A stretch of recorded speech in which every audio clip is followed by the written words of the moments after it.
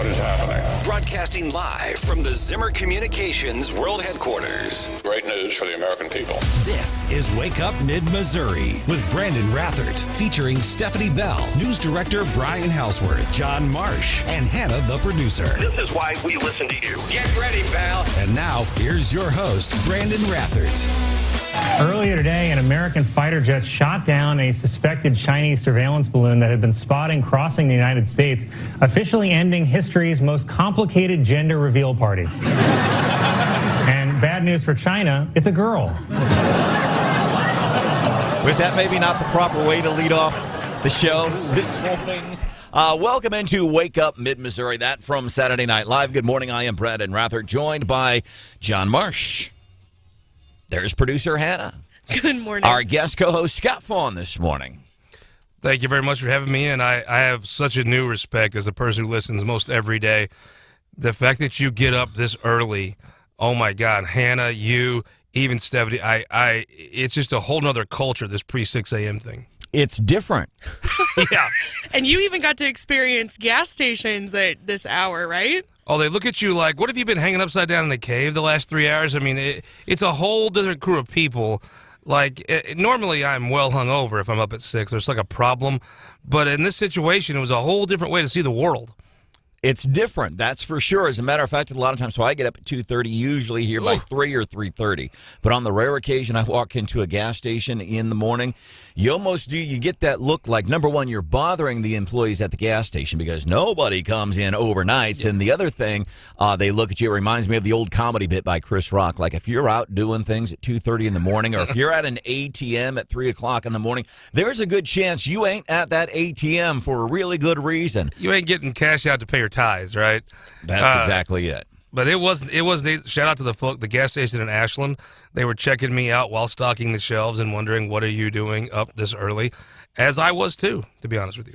Welcome into the show. This is Wake Up Mid-Missouri, reaction regarding the balloon that started. So we found out late Thursday afternoon, and this is kind of an odd series of events. Joe Biden, tomorrow in his State of the State, by the way, one of the things we are going to cover this morning, 6 things he's probably going to lie about in his State of the State because they are that predictable, and that's what progressives do. But so late Thursday afternoon, early Friday, we start to find out apparently there's a Chinese spy balloon over U.S. air. And remember, Joe Biden, who said, we're going to be transparent. Kamala and I are going to be transparent. What we've learned over the past 48, 72, 96 hours or so is that that balloon had been in American airspace prior to that, and they weren't transparent about that. I don't know. Maybe there's some stuff that we ain't supposed to know because we're just too stupid, and for the benefit of the safety of America, maybe we're not supposed to know that kind of stuff. But that does not mesh up with this. We're going to be transparent and we're going to be open and honest about everything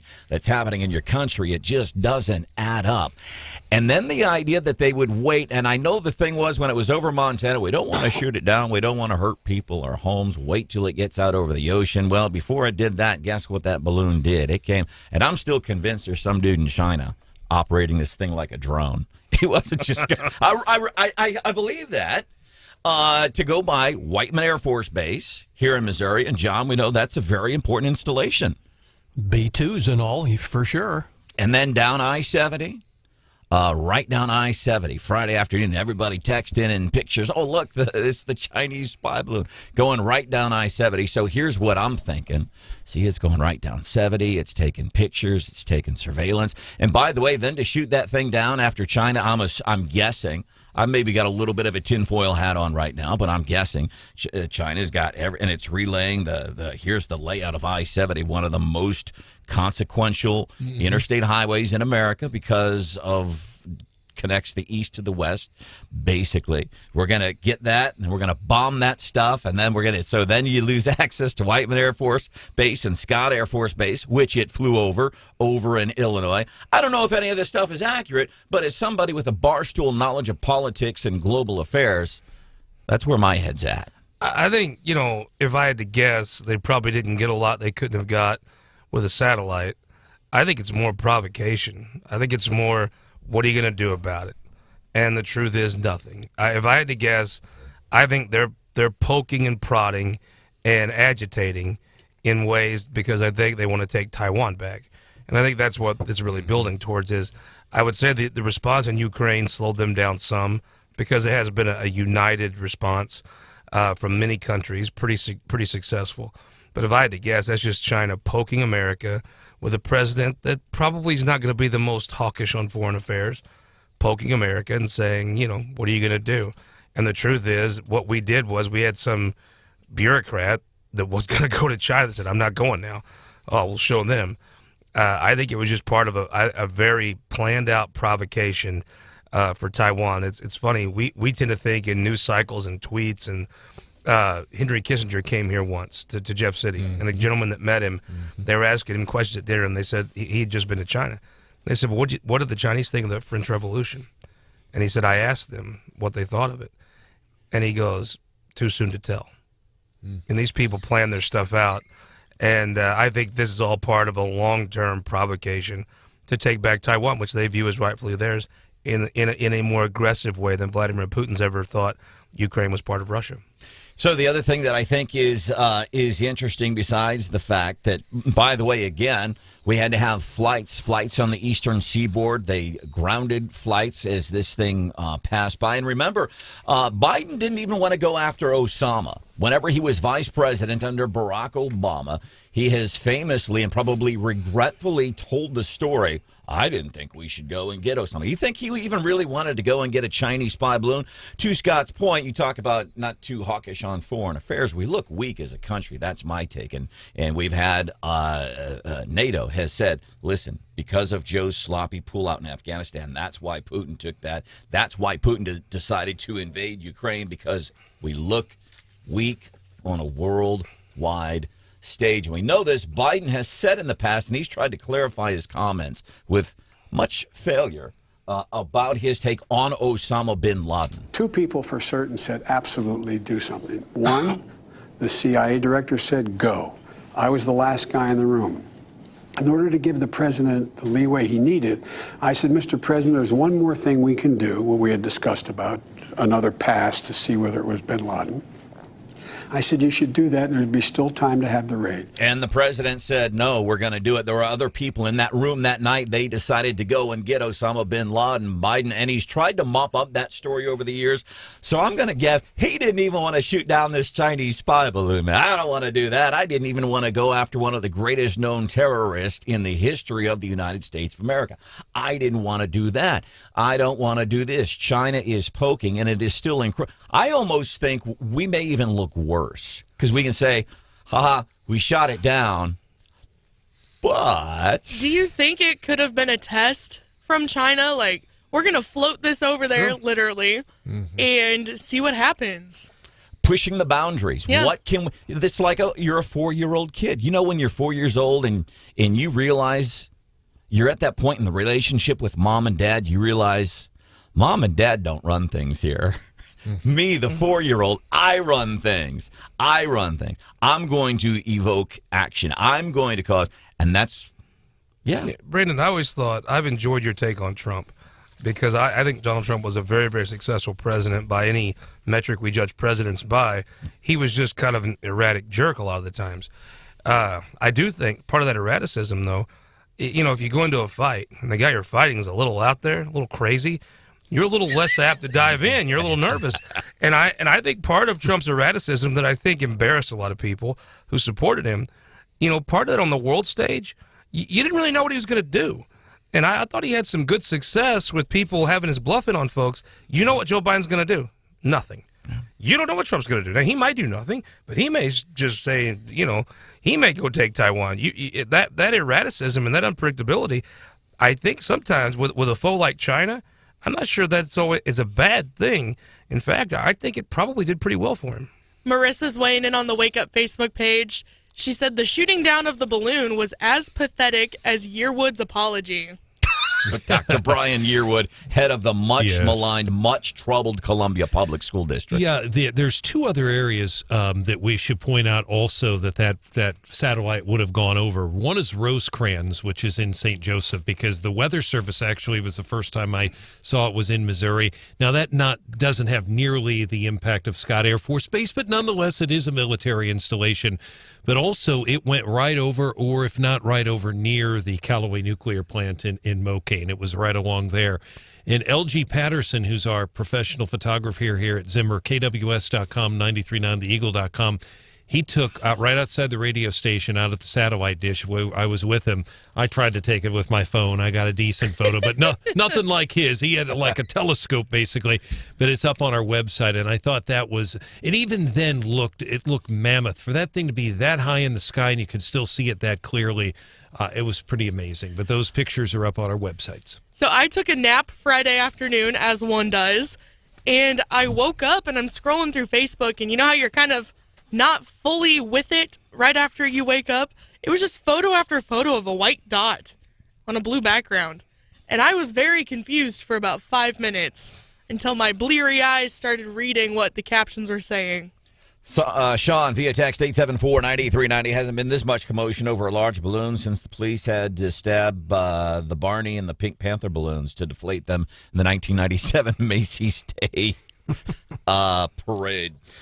We are going to have more on this. And here's the other things. So then Friday we learned Anthony Blinken, who was supposed to go to China, they've canceled his visit. Big tough guy, huh? Yeah, lots of. So there's a lot of things really to be concerned about here. What is China's reaction? And the biggest thing we need to be concerned about is that the guy in charge of this all is Joe Biden, the guy who told us last week that half the women in his cabinet are indeed women. That's the guy who's responsible for our safety this morning. We are glad that you could be here. One of the other big things that hit us upside the jaw on Friday, all of a sudden you can buy legalized recreational weed. That's one of the things we are covering this morning. 8:10, Congressman Blaine Luetkemeyer, he is going to be joining us. What he knows from the bowels of D.C. this morning as it relates to the State of the Union coming up tomorrow. And, of course, the Chinese balloon. Coming up just a few minutes from now, we are going to be doing your daily D.C. rundown.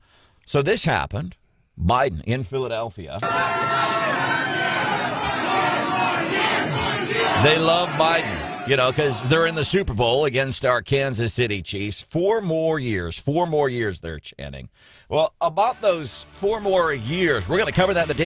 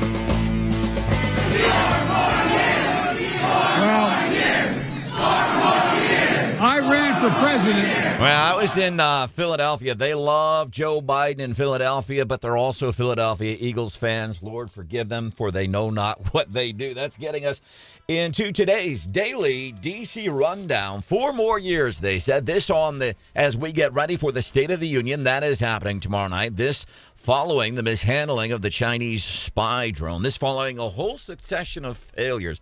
So what's going to happen tomorrow night at the State of the Union? Let's look at that. Joe Biden will use his second State of the Union address to remind Americans of how their lives have been improved over his first 2 years in office, as he tries to confront pessimism in the country. This is Associated Press, by the way. This is I wonder why we're pessimistic. Yeah. Huh. This is, he show you the bias of these national news outlets. Pessimism. No, it's beyond pessimism. When you're paying more than $4 for a can of Progressive soup, and you should only be paying $1.58 for your Progressive soup, that's not pessimism. That's anger, and it's felt throughout the country. Rather than laying out major new policy proposals, Biden expected to devote much of his speech to highlighting his efforts over the past couple of years to create jobs, fight inflation, improve the nation's infrastructure. There is a great piece written in a New York paper from a guy, and it says, these are the 6 lies Biden will tell in his State of the Union. And if Scott Fawn, our guest co-host this morning from This Week in Missouri Politics and the Missouri Times, if Scott Fawn will remind me at 7:10, we can go over the 6 lies that Joe Biden is expected to tell in his State of the Union. I'll remind you at 7:10, but at 7:25, my daughter will be waiting for What's Hot with Hannah. And last night when I told her I was doing this, she's like, oh, do you think it'll be on time? And I go, honey, I'm going to do all I can do. Nobody's a miracle worker. Yeah, I mean, Scott Fawn, our guest co-host this morning from the Missouri Times. You want to know what's happening in Missouri politics? That's where you want to go, Missouri Times. Next week, Biden said, I'll be reporting on the State of the Union. We heard the chants 4 more years in Philadelphia. Well, a majority of Democrats. This is not just polling with Democrats and Republicans. This, according to the Associated Press, a majority of Democrats now think 1 term is just plenty for President Joe, despite his insistence that he plans to seek re-election. That's a mistake for them. In 2024, I agree. That's a court. But then it scares me. Okay, so who's next in line? Who do they put up? Do they put up Kamala? Do they put up Buttigieg? Who do they put up? The Republicans have made a major mistake, the same mistake the Democrats made with George W. Bush. If you say the guy's senile, if you say the guy doesn't know what he's doing, you can't hate a guy that you pity. Democrats made it, George W. Bush is dumb. Well, Republicans said, a.k.a. likable. And Joe Biden is a likable guy, and the more they call him senile and out of it, you don't blame him for stuff. He's like, well, the old man can't help it. I'm telling you, I think Joe Biden is a much better politician than people think, and I think he is sitting in a very good spot to get reelected against a Donald Trump. Here's what I think. I think with the name stuff, and I tell my friends at the Columbia Pachyderms this all the time, we can win on facts. We don't have to go to name calling. We don't have to talk about how inept Joe is or how much of an idiot he is or how old he is. We could use facts. Look at this. Look at your 401k plan. Okay, look at your 401k. Look at the price for the cost of gasoline. Look at the cost for a can of Progressive soup. You can win that way. We don't have to resort to name calling.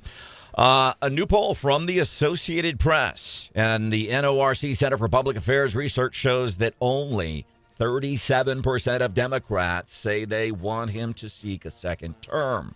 That's down from 52% like 3 months ago. Only 3 months ago, he had 52% approval within his own party saying he should seek re-election. That number has tumbled well beyond 15%. He's a better politician than you're giving him credit for. And that's your daily D.C. rundown. Coming up, 6:35. We were all shocked to learn recreational weed was going on sale Friday. What was the reaction here in Mid-Missouri? We're going to cover some of that coming up for you here on Wake Up Mid-Missouri on 93.9 The Eagle and 104.5 News Radio 950 KWOS.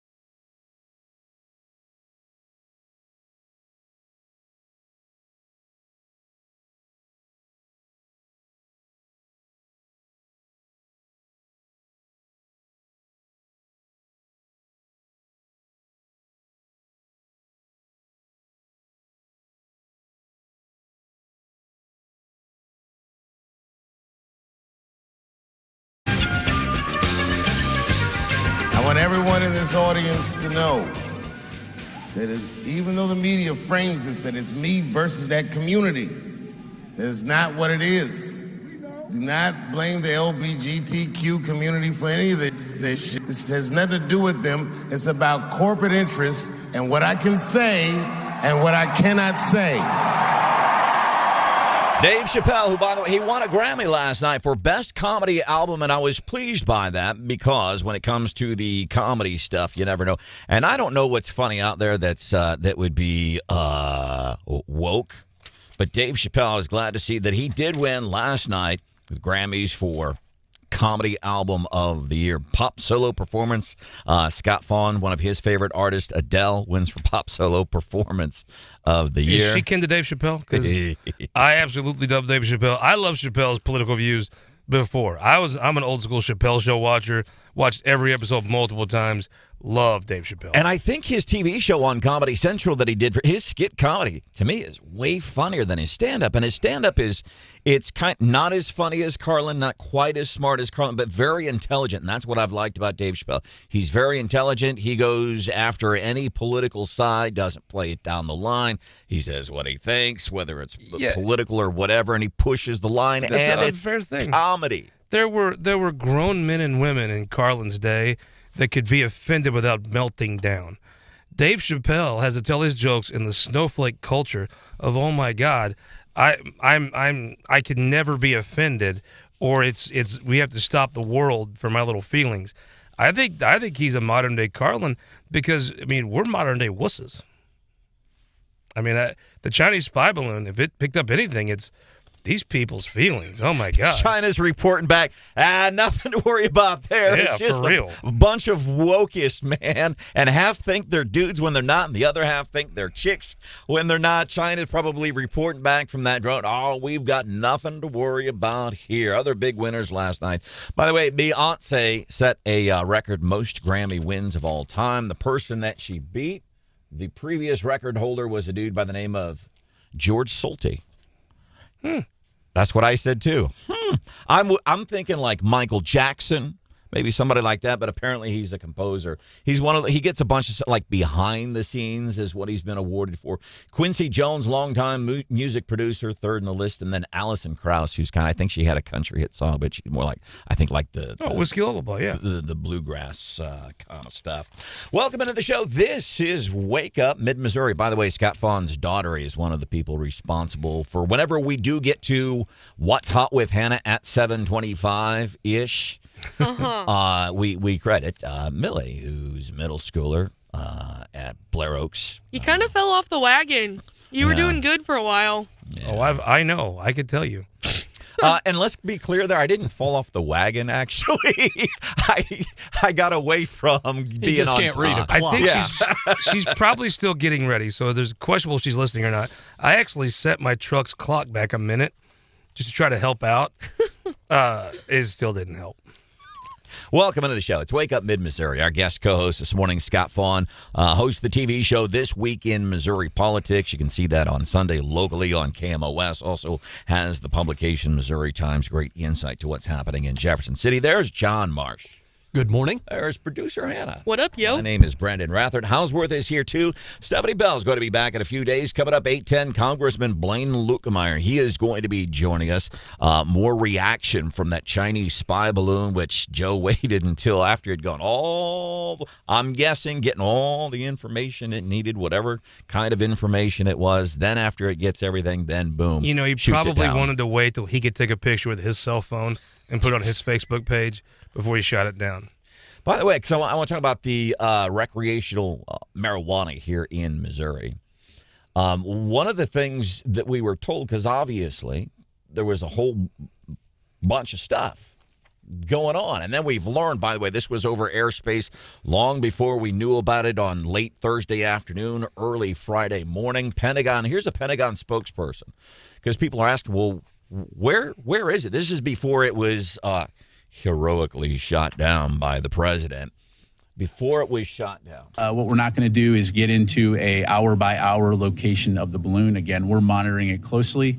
As I mentioned, right now it's over the center of the continental United States. That's about as specific as I'm going to get. But I understand it might be inconvenient, but does the public not have a right to know if a balloon the public is over their certainly state? has the ability to look up in the sky. And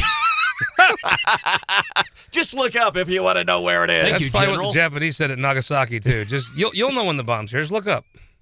Just look up. That's all. That's what we got from the Pentagon under Joe's guidance. This is the same Defense Department that tasked NORAD with tracking Santa Claus every Christmas Eve. I mean, couldn't they just use the same technology to watch the balloon and put it up on the NORAD web? does give a much more detailed description of Santa Claus's location than they did of this Chinese spy balloon.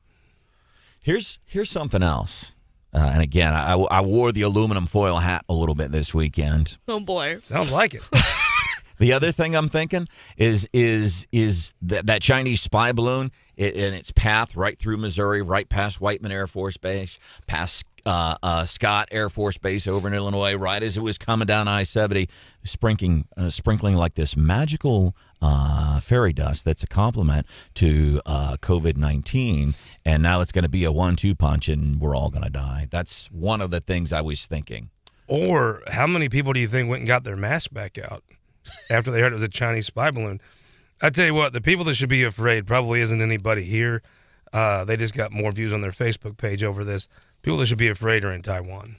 Welcome into the show. We are glad you are here. Caught off guard a little bit on Friday, so we know about this legalized marijuana. And it does, I was thinking about this, and I think I even started to touch on it a little bit on Friday's show, but it feels like we talk about this an awful lot, John.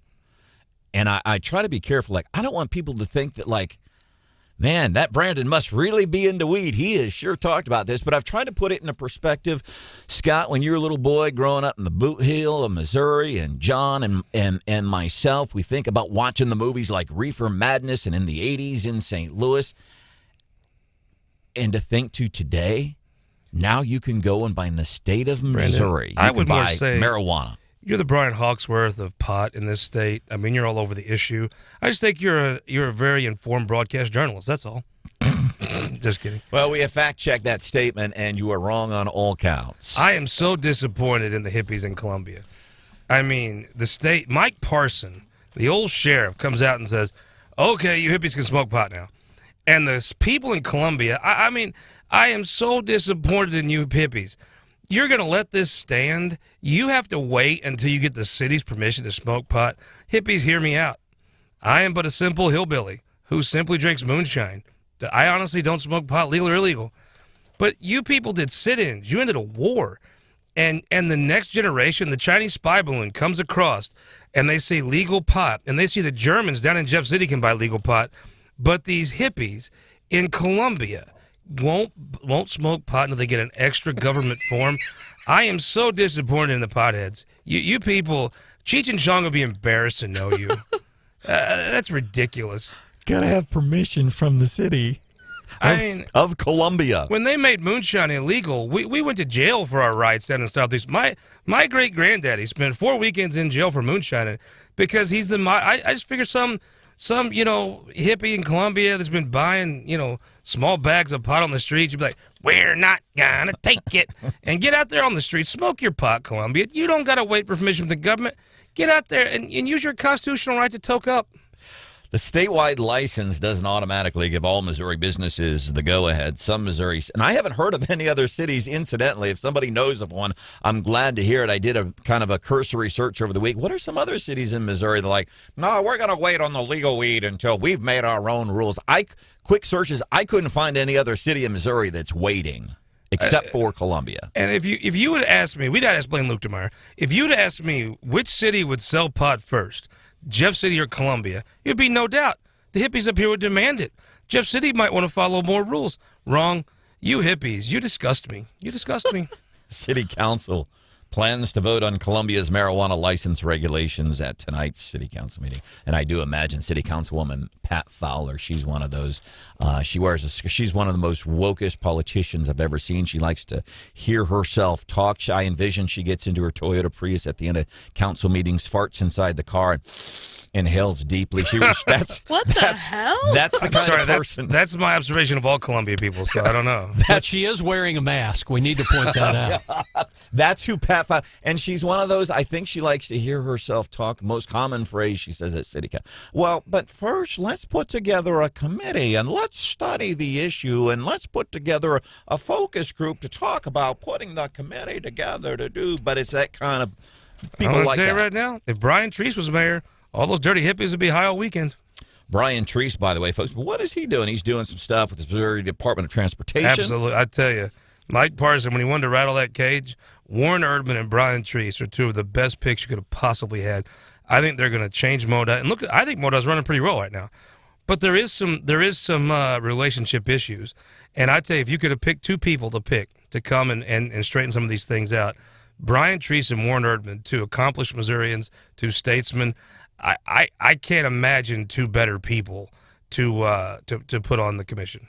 By the way, he is hosting a big event. This is for first responder support. There is a You Have My Heart dinner and dance, which is coming up not this Thursday, next Thursday. You can get tickets. Mike Kehoe, our lieutenant governor, is going to be there. We'll have local politicians like Caleb Rowden, who's also going to be there, Dr. Moon Choi, hosting tables. You can get on to firstrespondersupport.net, and you can bid on tables and sit with those people and let them know what you really think about things. So it's one of the things he's doing. So apparently, tonight, city council meeting, they're going to vote on Columbia's marijuana license regulations behind everybody else. This dude, his name is Jay Patel. He owns dispensaries in Missouri, chatting with our news partners at ABC 17. Yeah, we had to turn them down and tell them, if you want to purchase, go to any other locations that's selling recreational at the moment. So he's saying... I'm disappointed. I know Jay Patel. I'm disappointed in him.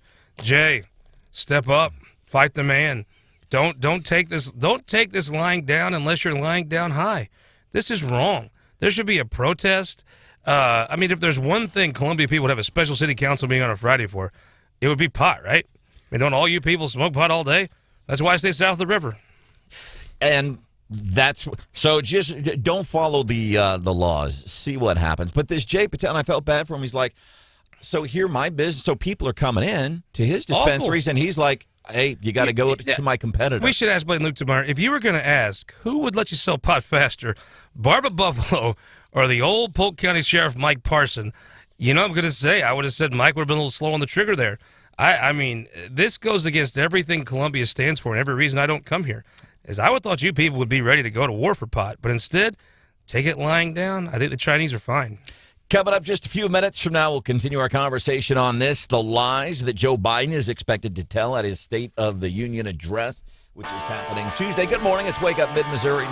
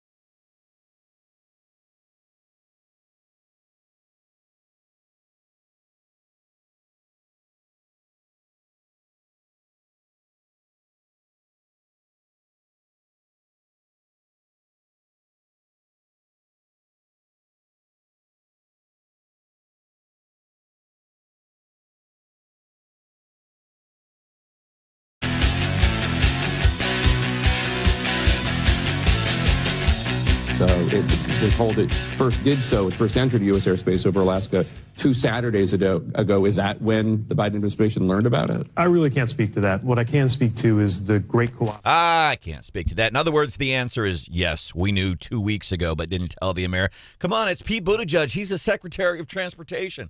A spy balloon, doesn't that fall under the guise of transportation when you're the Secretary of Transportation? I say yes. You are supposed to know about that stuff. Well, if I'm Trump, I would say Trump would be likely to get double the size of balloon and just float it over China and see what they do. I'm sure they'd be fine with it. And put big letters on it. MAGA. Welcome to the show. It's Wake Up Mid-Missouri. Scott Faughn, guest co-host this morning. Trump Hotel and Casino on the top of it. There you go. There's John Marsh. Right here. Producer Hannah is right here. Hello. My name is Branden Rathert. Something we can do for you. 874-9390. Coming up, Fox will have more on this. The balloon finally shot down after it got over water. A lot of things going on there. Also, a massive earthquake in Turkey. Fox is some of the stories they are covering for you this morning here on 93.9. The Eagle at 104.5 News Radio 950 KWOS last night. Record set at the Grammys. Beyonce's won her 32nd Grammy. And this is interesting. Scott Faughn's daughter, her claim to fame is she is the individual. And anytime we hear something good that happens in local public schools, we love to highlight it. Love to highlight it. Moberly High School was on last week talking about their new-ish cell phone policy. No cell phones in school, and we highlight that. We think that's cool. And we highlight people like Millie Fawn. She is the one that's responsible for getting What's Hot with Hannah back to its 7:25-ish time slot. 13 years old. Now, did she watch the Grammys? Because I haven't watched. I watched them when I was a kid. Don't watch them anymore. Does she watch as a 13-year-old? Well, it's kind of weird. Like, if she's listening to this right now, she's listening on her phone. So she doesn't go into the front room and turn a TV on. I know that. But I have no idea what's on that phone, to be honest with you. I probably should. I know personally, I made a vow to not watch any award shows until the designated hitter is taken out of baseball. So we all have to sacrifice and do our part. I'm not like a Columbia pothead. I actually stand up for my beliefs. And my belief is a DH is the worst thing that ever happened to this country and democracy and America. And so I won't watch the Grammys. What's the Oscars? There's probably some more. I watch none of them until that's gone. So if she did watch it, it was on her phone. And I probably should know what's on that phone, but I don't. Rex says there's going to be a February 6th commission the way you are trying to incite the Como hippies. And I will refuse to testify.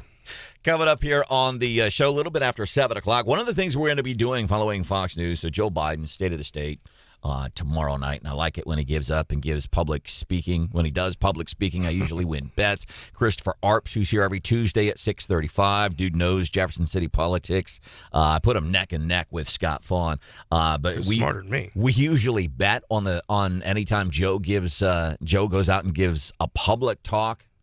We make bets on steak dinners regarding what Joe's going to do, what he's going to fumble, some of the things. So I get excited for State of the State. But one of the things we're going to be doing is looking, because I'm guessing and any president would do it.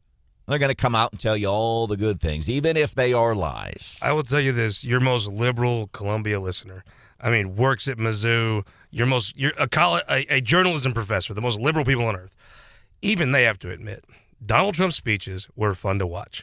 Because he was the Howard Stern of. You never know what he's going to say. He could say the craziest stuff. It was so much more fun when he would give speeches. And when Joe gives them, it's embarrassing because leaders across the world. It's not just embarrassing to us as Americans, in my opinion. It's frightening because people like China, they see his ineptness and they go,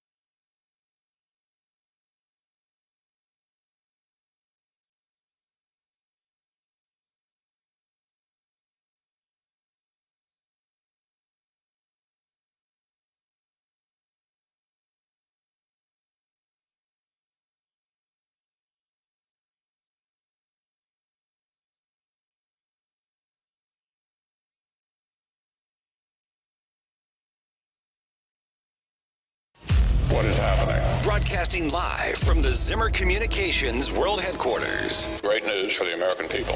This is Wake Up Mid-Missouri with Branden Rathert, featuring Stephanie Bell, News Director Brian Houseworth, John Marsh, and Hannah, the producer. This is why we listen to you. Get ready, pal. And now, here's your host, Branden Rathert. A political decision was made by the White House not to do so for fear of interrupting the relationship with China. And that is troubling if that is indeed the case. I think we should have taken steps to prevent it from entering our airspace.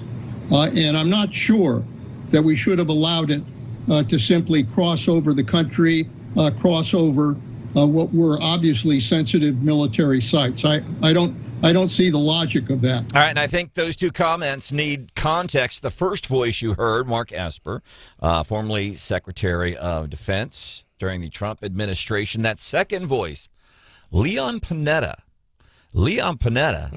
Right? Chief of Staff, head of the CIA, Secretary of Defense. That's Leon Panetta saying, yeah, you don't let that thing float across the country, pass by important installations, military installations, including Whiteman Air Force Base here in Missouri.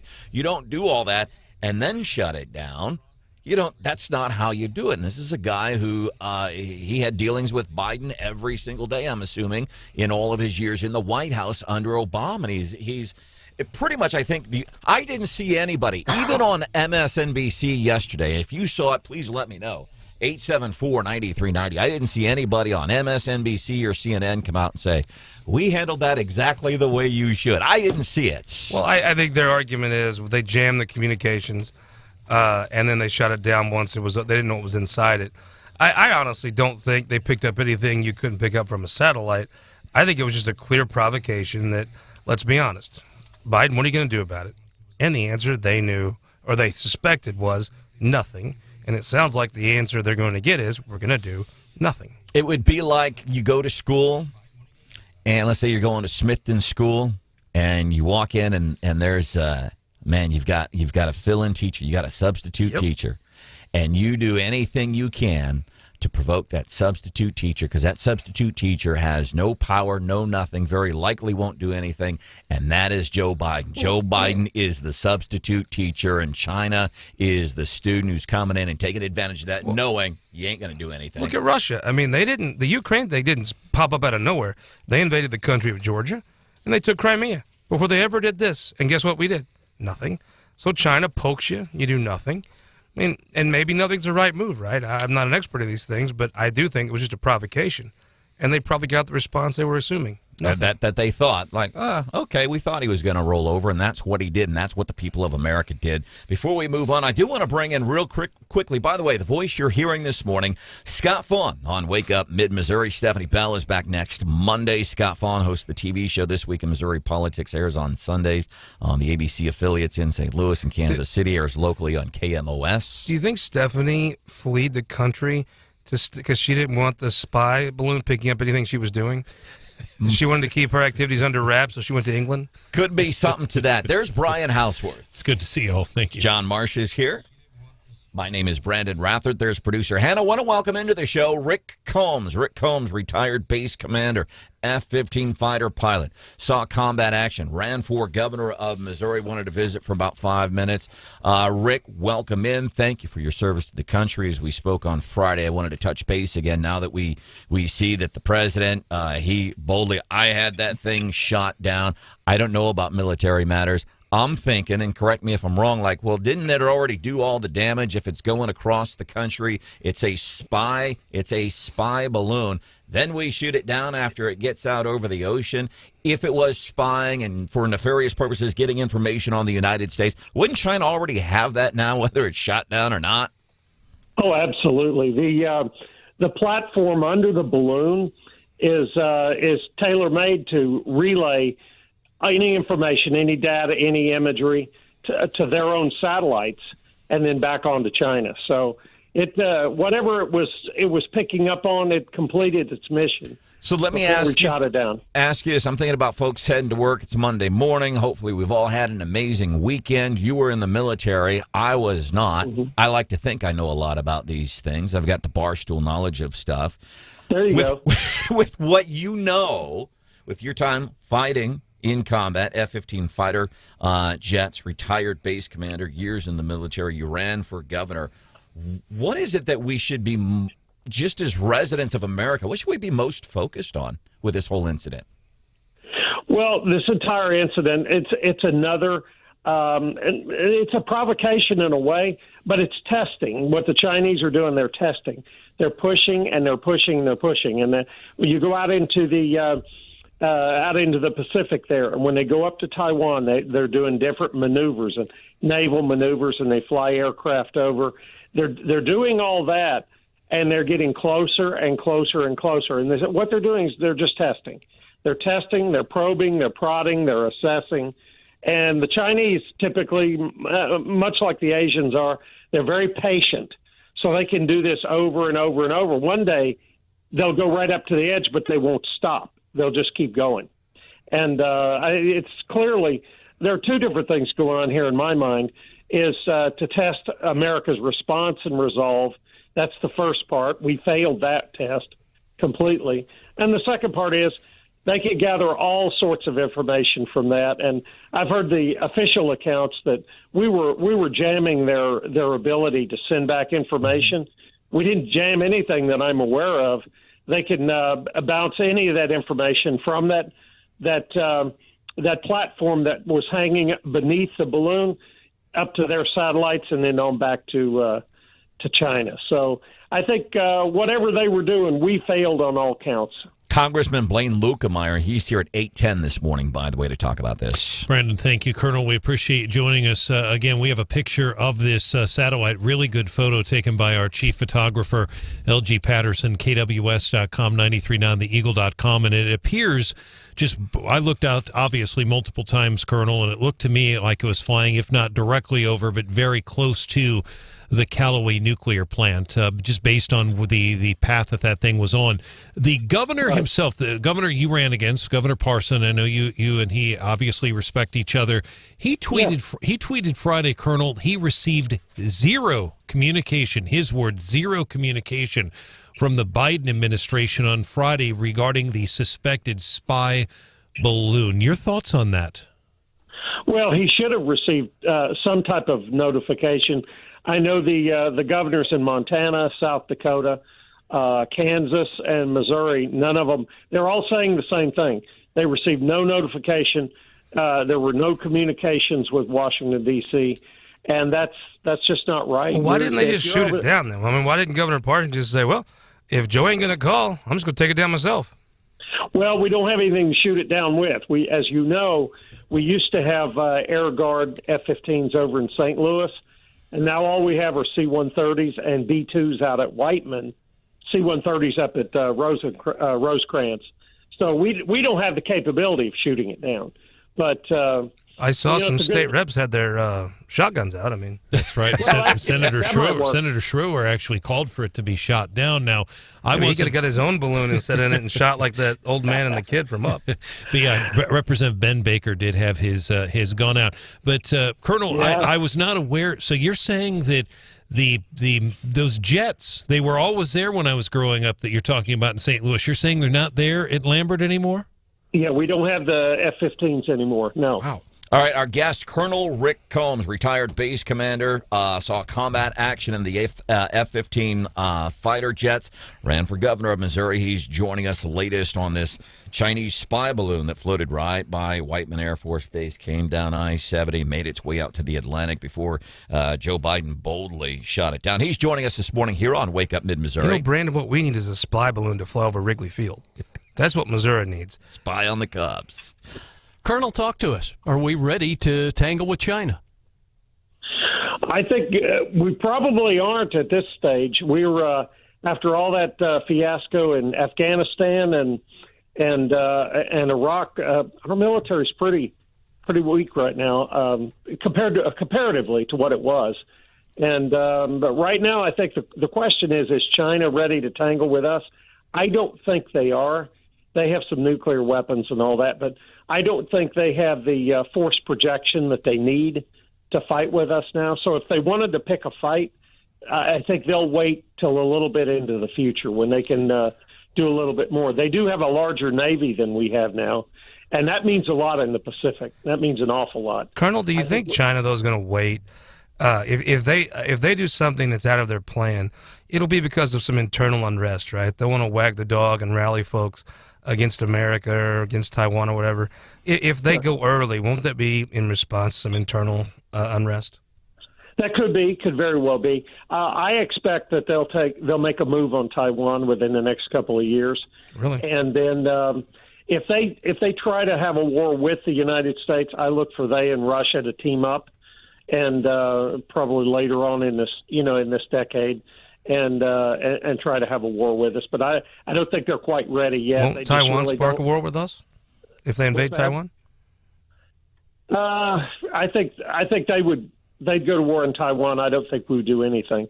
I think we would complain and talk about sanctions, but they manufacture most everything in the world, so I don't know what kind of sanctions we can put on China. All right, our guest, Colonel Rick Combs, ran for governor of Missouri, former retired base commander, flew F-15 fighter jets. Somebody wants to know, do we have C-130 gunships at Whiteman Air Force Base? Are you aware of, do you know about that, Colonel Combs? No, we don't. Okay. No, we don't. Anything else before we move forward? Anything else that you think the general public, from what you know, that we should know about as it relates to this moving forward? Well, I think what's very disconcerting is they're talking about a third balloon now, but they won't say where it is, and they haven't given us a status on. They haven't given us a status on a second balloon.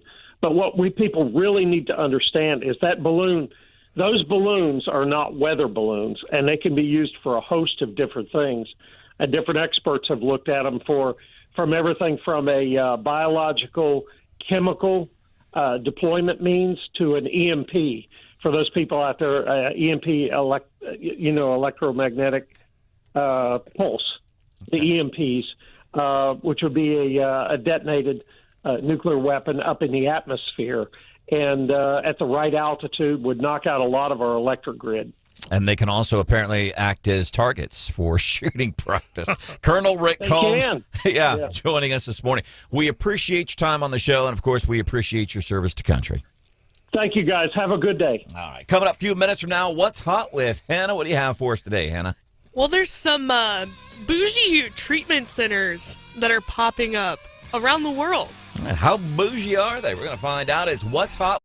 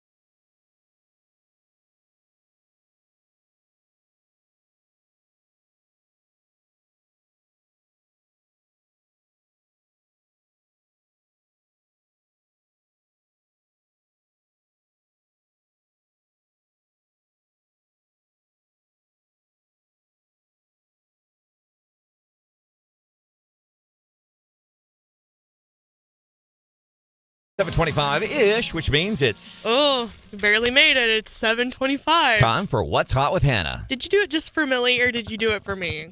Be honest. I did it for you, Anna, and Millie. Honey, we did it. We did it. Now my acceptance speech. All right, let me get the shepherd's hook out. So, cryptocurrency, is it still one of those things, Brandon, that kind of hurts your brain? Yep. No matter how many times somebody tries to explain it to you, you don't really understand. Dude, it's real simple. See? And usually when somebody starts off with, this is a real simple concept, it's not. Well, and I'm in the same boat, right? And apparently we're not alone. There's lots of people who are developing cryptocurrency addictions. I use the word addiction loosely. Okay. And really bougie treatment centers are popping up to treat cryptocurrency addiction. And a lot of experts are weighing in and saying, hey, this is probably just a waste of your money because you can't really treat crypto addiction like you can, say, a drug or alcohol addiction. But so BBC did a little bit of research into this, and they found that most of the rehab centers claiming to treat cryptocurrency, they categorized as Lux, right? So they're real bougie, they're real fancy, and probably just stealing your money and not delivering on their promises. Here's the best way for me to explain crypto from 52-year-old white guy's barstool knowledge of politics. Here's the best and I think the ultimate way to explain crypto to anybody. So what you do is you walk in, whether you're going into a restaurant, whether you're going to Mosier's grocery store, whether you're going to Plaza Tire Service. And when you get done getting your food or whatever service you've had done, you offer to pay them in crypto and see what happens. That's the best way because they ain't going to take your crypto. That's the best way for me to explain cryptocurrency. Well, in crypto, I believe first came out around 2009-ish, but I feel like it got really popular around the pandemic, and I think people had too much time on their hands around the pandemic to kind of obsess over their cryptocurrency, and I think that's why a lot of folks are finding themselves in predicaments. There's people who are having to lose valuable relationships because their spouse or partner thinks that, they're not being smart with money. Oh, my God. Can you imagine once this FTX thing blew up, how many wives were telling their husbands, I told you all that was fake. You wasted all that money. I mean, it must have just been deafening all over the world. I told you so. By the way, the voice you're hearing this morning, Scott Vaughn, publisher of the Missouri Times, also hosts the TV show This Week in Missouri Politics. And Hannah, if you don't understand crypto, this is one of those things. Is I understand my technological limits and abilities. I know that, and I'm comfortable with that because I've tried, and if I can't get it after trying 27 times, I go, you know what? Maybe this just isn't for me. And this time your system worked. It saved you a bunch of money. Saved me a bunch of money. But if Hannah still can't get her head around cryptocurrency, then I feel good about where I am with this. I'm glad that I was able to provide that for you. If you think Joe Biden's stuff on your 401k, see what crypto does to it. By the way, we are doing the Best of Inside Columbia magazines, Best of Columbia 2023. You can get onto the website, insidecolumbia.net, Best of Columbia 2023, and you can vote for your favorite restaurants, your favorite bartenders, your favorite hairdressers, whoever it is. You can get on there and vote Best of Columbia's magazines, Best of Columbia 2023.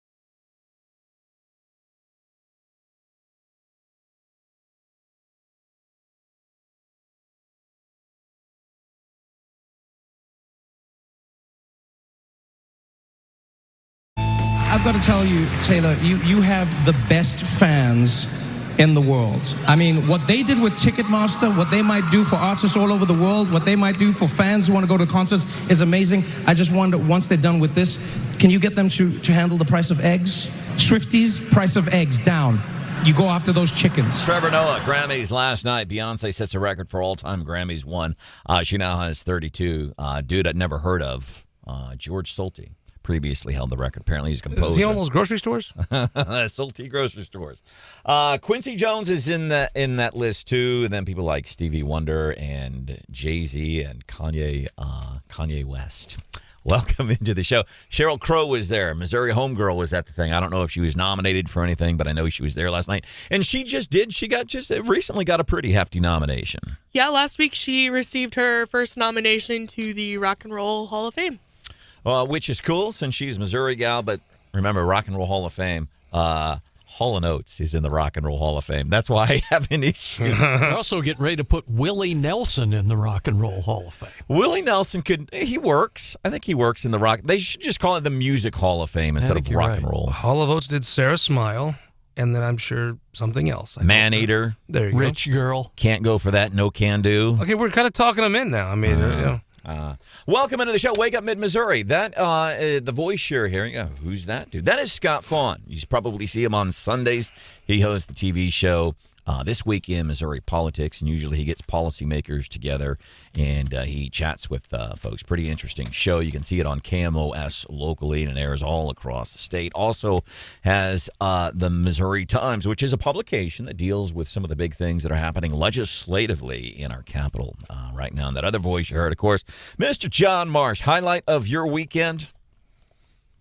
Having lunch with you on Friday. Good answer. You guys always get lunch together. You're so cute. It is kind of cute, isn't it? Brandon, do you ever eat at home? Seldomly. When I do, it's leftovers from what I had when I was out eating. Nice. Exactly. Life of a bachelor. You know, Jeff City passed an important milestone this weekend. We're now down to 1,400 hours until Ron Fitzwater takes over and liberates High Street as mayor. It's a very exciting time. Folks are just trying to hang in. And I always say, as a community, if we just stick together, we'll make it until Ron liberates us. I mean, we're here in a few days, we'll be into the 1,000-hour mark. This must just be how it feels to be liberated, just waiting for the signs. I'm wondering if he's going to appoint you a chief meter maid when he takes over the position. I've applied for a meter maid job on the promise I'll do nothing but apologize for the idiotic policies of the parking division. So right now, Ron Fitzwater, he's a city councilman, obviously. Kerry Turchin, who's been mayor for a while, and Scott Fawn is counting down the time until Ron takes over and liberates us.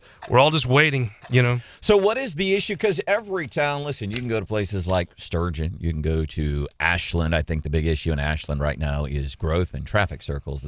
Ashland has to have more traffic circles per capita than Columbia. And Columbia, they have their thing. They can't figure out trash. Every town in America, 200 years. They got trash down. Columbia can't figure it out. Starting tomorrow, they have all those rolling papers they have to get rid of, Roll carts. I guess they'll burn those up, so that might help. Rolling papers. One of Jefferson City's big things, parking. Well, no, it's actually not that big a thing. I think Jeff City is one of the best ran cities in all of America. I mean, the what they do down there is so impressive. You just have to have someone with some sense of the parking, right? Tashara Jones, when she was city treasurer, patrolled hundreds of blocks with no vehicles. Jeff City, what they do in order to help move traffic around, they park a buggy in the middle of the street and have them get out and write tickets like feet from the little parking meter maid den. You just need somebody with some sense, just a little common sense. I actually think Ron Fitzwater will solve this problem about 8 seconds after being mayor. I think it'll be easy, and then we can all be back to the positive, wonderful city that Jeff City, the administration at Jeff City deserves to be bragged on. The parking department is objectively the worst in the history of the world. Why? They used it as a way to so what I think they should do, like everything in downtown is made to welcome in people coming to enjoy their state capital from all over the state. What they do is kind of take dog poo and just shove it in your pocket. They'll like sit there. There could be 8 open spots, and they'll just write tickets all over the place. They write school buses tickets from the governor's mansion, which is why I think the governor's going to sign SB 369. Wait, that's a true story. They wrote absolutely. They've written parking tickets. They write cop cars tickets if they're sitting out there doing their cop job. So it's been a joke for a long time. What I believe is that they wanted to build a new parking garage, and the government people think using only general revenue matters. So they tried to run that fund up at the expense of everyone else. And instead, they got a whole backlash, and now they can't get anything built. I think Ron Fitzwater will come in there. Look, liberally, it might take him 20 seconds to fire the guy. And just go to a methadone clinic or a bus station and just hire anybody. And you're going to have much more common sense. And I think he'll get his parking garage, but I think the state will even help him build it. Why don't you ride Jeff Tran? Ride the bus system. I didn't even know that existed, to be honest with you. Brandon, the hillbilly culture, we do not take public transportation. We take our truck everywhere. Or a horse. Or a horse, yeah, sure. Or if I was a meter maid, I'd take a buggy and clog up traffic downtown. But in our culture, we just don't take the bus. So I'm sure there is a bus.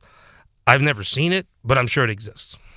So apparently, and by the way, today some changes. If you use the buses in Jefferson City, 6 routes are combined into 3 routes, and prices are going up. By the way, it's incentive. Yes, I'll ride that. And I wonder. So you talk about where you grew up, whether or not you ride buses. Because I wonder, as we see a couple of municipalities, Jeff City and Columbia and their buses, and I know the story is with Columbia buses. Man, they keep dumping money into that, and nobody's riding it. And they take money from here and there because it's not self-sustaining. Well, I think what happened is the old speaker, Rob Vescovo, when he left town, there's not as many Ubers around. So they probably have to have more bus lines. That might be it. Inside joke. I thought it was pretty direct, but yeah. Go. You want to explain that one, Scott? Oh, he used to drive Ubers. His chief accomplishment, this is when you have a supermajority that's kind of getting tired. They like to a guy that's declared bankruptcy and is an Uber driver, and then they talk about economic development. By the way, in the Jefferson City News Tribune, there is a story. Parking in Jefferson City was a topic of discussion in the House committee last week. Indeed it was. As lawmakers proposed a prohibition on parking meters statewide. See, I think that's too much. I think that I actually believe in local control. And I think you have to. Now, I also think that within a block, maybe a mile of the state capitol, it should be a cop that writes them. Because you don't want a town that just gets obsessed with taking a picture of itself or something and then just continually just harasses people. You want people to want to. You have to come to your state capitol, right? It is something that citizens from time to time have to do. I think that there's an interest in the entire state. The Capitol Police patrol that square. I think the city should be able to have that, but have a licensed cop write them. Because you know what that licensed cop's going to do? Use some common sense. He's just going to use some sense, and you're going to see fewer tickets, yes. But when you want to build a parking garage, you'll say, well, sure, you do a great job. Well, what do we do? And I think 100%, if you pull up there at 11:30 and park for 3 hours, you should get a ticket. If the street's full and you're keeping other people from being able to access things, sure, but just use some common sense. Don't try to squeeze every little nickel out of everyone. And you don't even have really a system to know how long they're there anyway. Let's be honest. As my jury trial will show here in the next few weeks, it is the dumbest system ever, and it's so sad because one of the best run cities has one of the dumbest systems you can imagine. All over the state, John Rizzo, the Senate Minority Leader, is like, yes, we have to pass this law. Caleb Browden, yes, I was on your show one day. We have to pass this law. The House Speaker says, yes, that sounds like a great, we have to do something. Because his constituents come, and they just get harassed. And it's so funny. If they were getting millions of dollars, but they're ticking everyone off and ruining their experience downtown over 500 nickels. I believe, and people will accuse me of being a Chamber of Commerce type of guy, and I want our local towns to do well, and I do believe in that. When you start frustrating people to the point where they don't want to come spend money in your area, I do believe in that. Years ago, I was in Idaho, and there was this cop in this little town, and he wrote everybody a speeding ticket. One of the first times I ever got up and started taking part in a government a policy process. I went to a city council meeting and said, this cop over here is writing tickets to everybody. I said, and I come through this town, come through in the morning, and I leave in the afternoon, and I might spend maybe $2 a day. Once in a while, I might fill up with gasoline when gas was $1.99 a gallon. So I spend maybe $100 a month here in your town. But you know what? I will exit work, get straight onto the interstate. I will now bypass this town. I will not spend my $100 a month here in your town because of what this one dude is doing when it comes to right. So I do believe in that. And that town, let me tell you what happened. So I quit spending my money in that town, and they went bankrupt and folded up. They're not even on the map anymore. I am a Chamber of Commerce Republican. If you want to hear about Jeff City, you got to sit down. You go have that steak you had. Kevin cooked you at Grand Cafe. Wonderful. You go down to High Street Pub at Carl. Boy, is there a more welcoming place? No. You go down. Look at what Scotty Drinker's doing on down the block. Look at Ron Dawson. Ron Dawson revitalized that whole place. You know what they all have in common?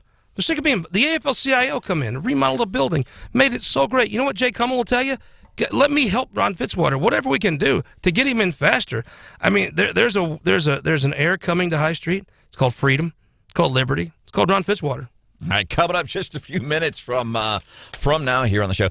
Interesting tweet, and this is, I don't follow LeBron James of the four big sports. NBA basketball is my least favorite, followed closely by the WNBA, because I like the fact that most people complain. There's more people that complain about the WNBA than actually watch the WNBA. But he put out, it had to do with a high-profile player getting traded, and LeBron James put out a tweet, and it reminded me of kind of a life lesson. I thought it was worth sharing. We're going to do that 5 minutes from now here on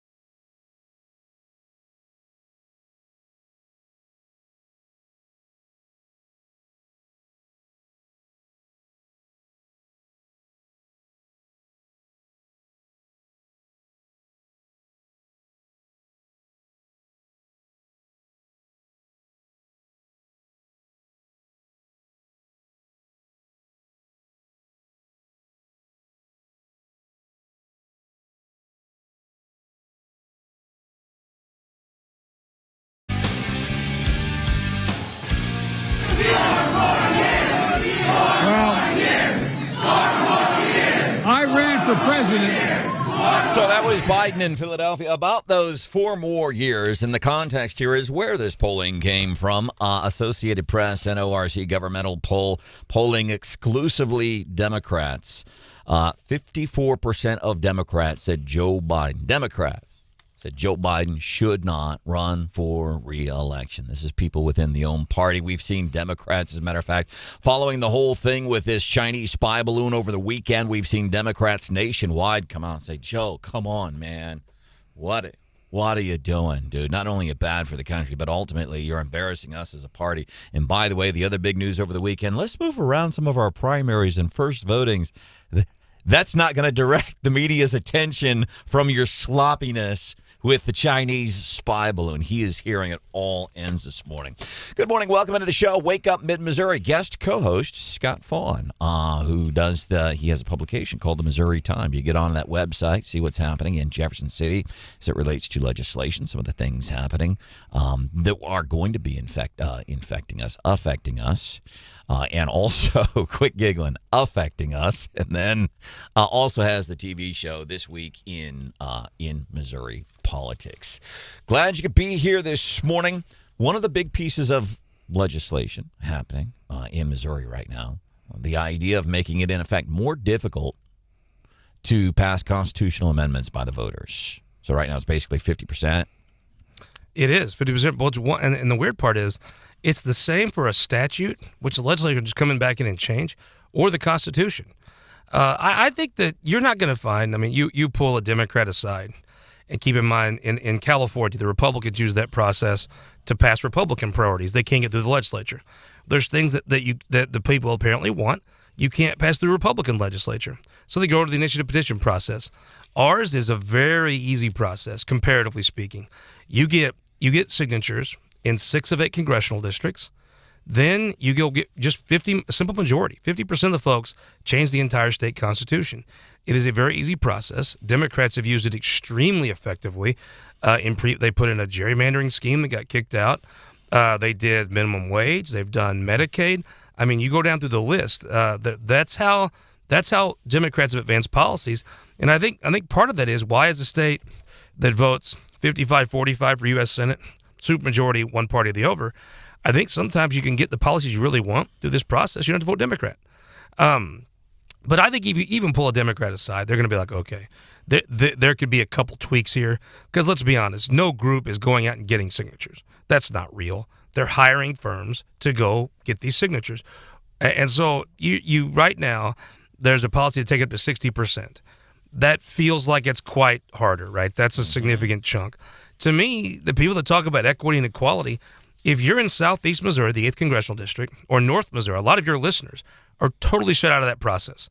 There is no reason to even approach them because they're in the 6th District, right? They're up in North Missouri, and nobody goes there. And I'll be honest with you, it's a little harder. You're from South City. You've seen people standing out at the Soulard Farmers Market, right? Getting signatures. And folks in the city are much more willing to sign those papers than an old boy in Lesterville, Missouri. You come at him with a piece of paper with a government seal on, ask for his name and address, you're going to have to explain to that old boy. He's probably just going to even entertain you. So it's going to be quite a bit harder. I heard that it would add about 40% to the cost because, again, no one is organizing volunteers like Mr. Smith goes to Washington getting signatures. They're hiring professional companies. So you make it, that to me would be something that would fit with equality, and it would also make it to where the whole state has a say in it.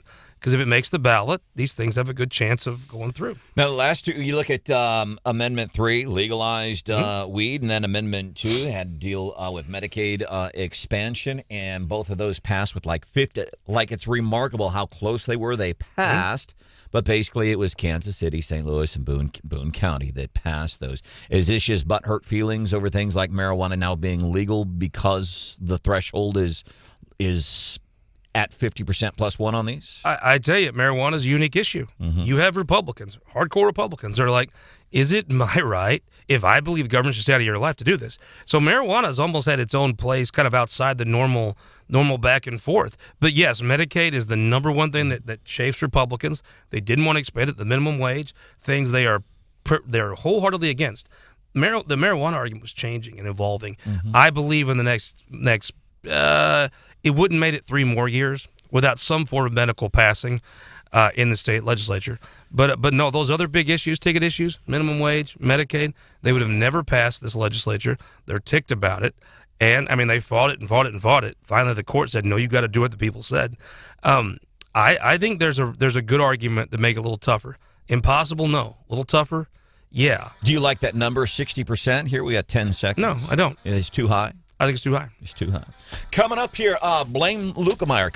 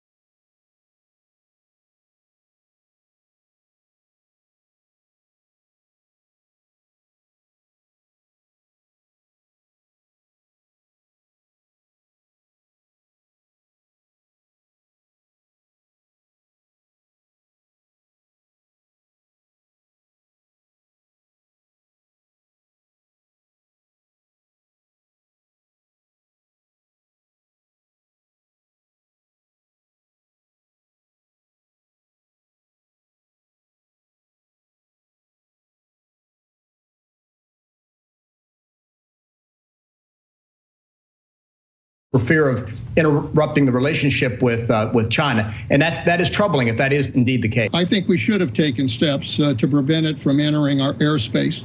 And I'm not sure that we should have allowed it to simply cross over the country, cross over what were obviously sensitive military sites. I don't see the logic of that. All right, and I think context here is pretty important. The first voice we heard, Mark Esper, former Secretary of Defense under Trump. That second voice, I think even though some of the stronger comments because of who it's coming from.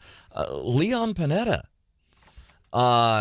This guy was Secretary of Defense under Obama. He was head of the CIA.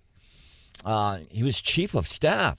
And so you have this guy that Biden undoubtedly had for 8 years, had some kind of close encounters with in the White House. Leon Panetta on the TV even going like, Joe, come on, dude. What are you doing? This, of course, has to do with the Chinese balloon finally shot down after, I'm assuming, here's my aluminum foil hat take. We spotted it in, by the way, we had known it was in American airspace a lot longer than the transparent Biden administration let us know that it was. It gets to Montana near several military installations, makes its way, and I envision somebody, it's a drone. They say, well, it's just the weather patterns. I really believe somebody's up there controlling that thing. This is just my take. Don't go to work today and say, well, Branden Rathert on Wake Up Mid-Missouri said this. This is just my take. Somebody was controlling that thing and drove it, by the way, right by Whiteman Air Force Base, all the way down I-70, and then by Scott Air Force Base in Illinois, and then it gets out over the ocean, and then Joe goes, I'm going to make a bold move here. Let's go ahead and shoot it down. Well, Joe, it's been here in the country for over a week at this point. What the hell are you doing, man? You know, Brandon, I read on some very reliable Facebook pages that if you take horse dewormer right now, all the data the Chinese took from your brain from the balloon, they'll be erased. And that is the voice of Scott Faughn. Host This Week in Missouri Politics every Sunday locally on KMOS. Can be seen statewide, St. Louis, Kansas City, usually on like the ABC affiliates, but you can check your local listings. Brian Houseworth is here. Good to see you. There's Mr. John Marsh. Yes, sir. Producer Hannah is there. What up? Steph is back on Monday. My name is Branden Rathert, so I do want to bring in for a few minutes here 3rd Congressional District Congressman Blaine Luetkemeyer. Welcome into the show. I want to ask you, let's start right away. What's next in Washington, D.C. today as it relates to this Chinese spy balloon, Congressman? Well, I think there'll be a call for some hearings. I think there'll be a call for some briefings by the administration. Thanks for having me in this morning, by the way, guys. Yeah, I think we're going to want some answers on this. This is ridiculous what they did. They allowed a known Chinese balloon to float across our country unstopped at any point until it reached the ocean across the other side of the country. This is a height of folly. Normally what the Chinese are doing and the North Vietnamese as well, North Koreans as well, is they will throw some missiles out there and some planes, and just to see what our reaction is going to be, so they can plan accordingly. I mean, they want to know what Air Force base is going to have their planes up in the air. What kind of planes are you going to have? What kind of missiles do they have? How are you scrambling your fleets? What are you doing? And this situation, to me, I can't believe that they don't have some spy satellites up above us right now. They're looking at all these installations.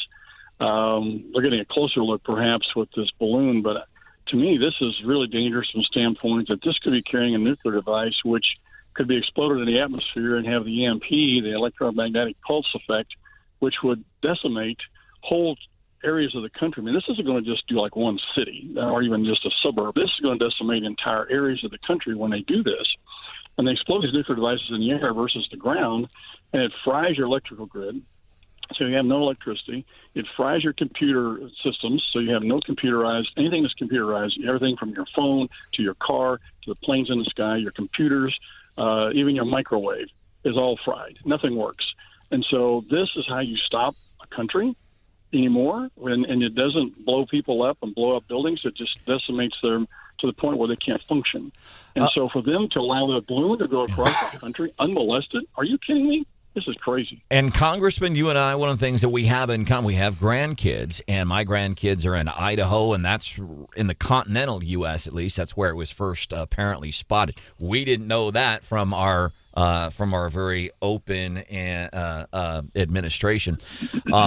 but it was over Idaho, and that's what I'm thinking. You have grandkids too, and I think, and I don't want to oversell this, and I wasn't in the cellar crying with all my cans of soup that are going to keep me alive for the next few years. But I'm worried about my grandkid. You have grandkids, and you hear the administration's response. Well, let's just see what it does. When it comes to your family, how do you react to this, Congressman?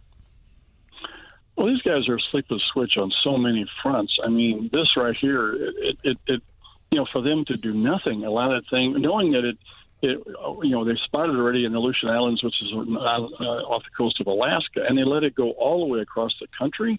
This shows incompetence in my mind. Look at how they handle Afghanistan. Totally incompetent. The other day we were in one of our committees, and I asked the question with regards to the sanctions that went on Russia as a result of the invasion of Ukraine. I said, okay, that's wonderful. I think I agree with your sanctions. Now, let's stop and think about this. China is going to invade Taiwan shortly. That's not a matter of if, it's a matter of when. Have you got plans in place to sanction China? It was like a deer in the headlight look when I asked the Treasury people and the Federal Reserve people about sanctions. It's like, aren't you guys thinking any farther than any of your nose? Have you no planning? Have you no foresight? I'm just an old bumpkin from the hills here in the central Missouri. I could figure that out. These guys are asleep at the switch on so many fronts. It's scary. Congressman, we always appreciate you joining us live on Wake Up Mid-Missouri, and I know you're very busy, obviously, with what's happening on Capitol Hill. Timing is important, and just a couple of weeks ago, the Speaker of the House, Kevin McCarthy, appointed you to serve on the Select Committee on China. Now we have this balloon incident. So 2 quick questions. One, should your committee, I know you don't chair it, you're a member, should the Select Committee on China hold hearings on this? And 2, I looked out from our radio station. It appeared to me, and if it wasn't directly over, it was very close. That balloon was very close to the Callaway nuclear plant in your district. Your thoughts on that? No, I think you're right. Yeah, I think at a very minimum, our committee needs to have a classified briefing on what in the world went on here. I sit on that committee. I'm also the chair now of the Financial Services Subcommittee on International Finance and illicit finance, World Bank, IMF, that kind of stuff. But it also is focused on China. So I have a focus on China for the next 2 years from all different fronts. And so, especially with the financial services part, that's why we brought me into the committee to give them financial services perspective of why we are funding to the tune of trillions of dollars every year to underpin the entire Chinese economy, their military, their oppression of their people. But yeah, I think we need to have a hearing or a briefing on that from the administration ASAP. This can't happen again. There needs to be something in place when these things go up there, a protocol that when they enter our airspace, they come down. To me, what I would have done is I would have punctured the balloon in a way that it would have come down slowly so that you could capture all of the electronics on there. If they blow it up in the air and it falls to the ground, it's going to, you're going to have something a million pieces. I would have tried to do something in a way that would allow it to come down. You could capture electronics, and from that, you could tell exactly what's going on here. They may know already, but I think it's important that we try to recover as much as we can of this. He reps Missouri's 3rd Congressional District. Congressman Blaine Luetkemeyer on Wake Up Mid-Missouri this morning. Congressman, talk to us about the bill you introduced last week that was kind of a weird name, the Chinese CBDC Prohibition Act. What's that all about? Yeah, we're in the process of trying to play footsies with the Chinese with their currency and with their